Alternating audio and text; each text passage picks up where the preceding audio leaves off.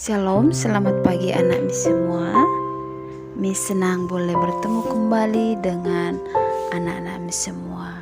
Nah, hari ini sebelum kita melakukan aktivitas kita mau renungan sebentar. Oke, siapkan hatinya, kita berdoa. Bapa, terima kasih, kami bersyukur pagi hari ini di mana Tuhan masih berikan kesempatan bagi kami untuk boleh merenungkan firman Tuhan. Berkati kami semua, biarlah kami boleh dengan hati yang sungguh-sungguh dan telinga kami yang sungguh-sungguh untuk boleh mendengarkan firman Tuhan.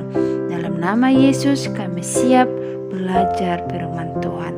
Amin.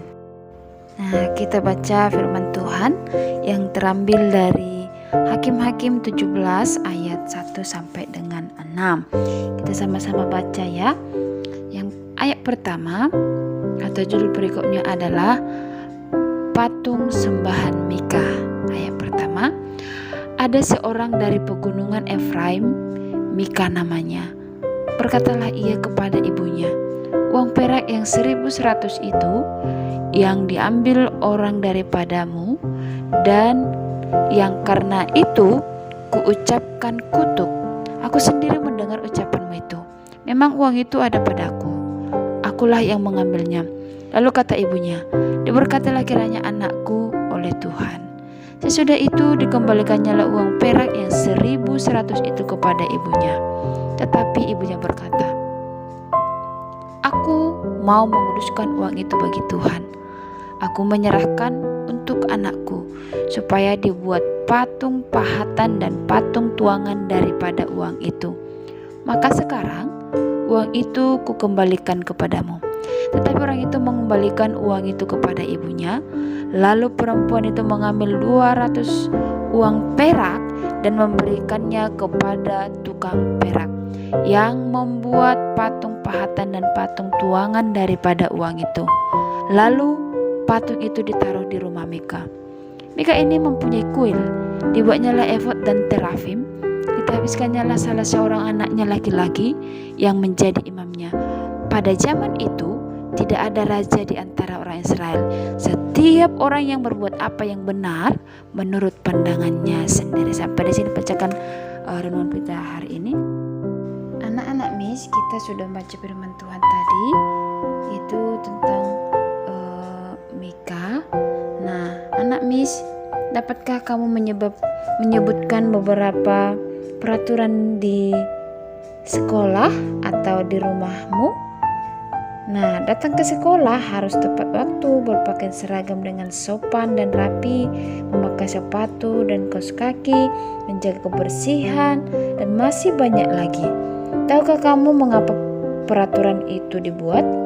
Tentu saja untuk mengatur dirimu untuk belajar disiplin dan bertanggung jawab.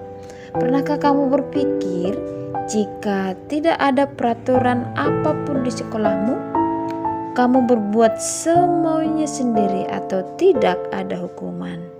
Nah, kamu pasti terjadi kekacauan di sana.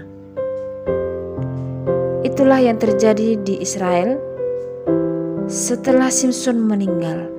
Tidak ada lagi hakim atau raja yang memerintah orang-orang Israel.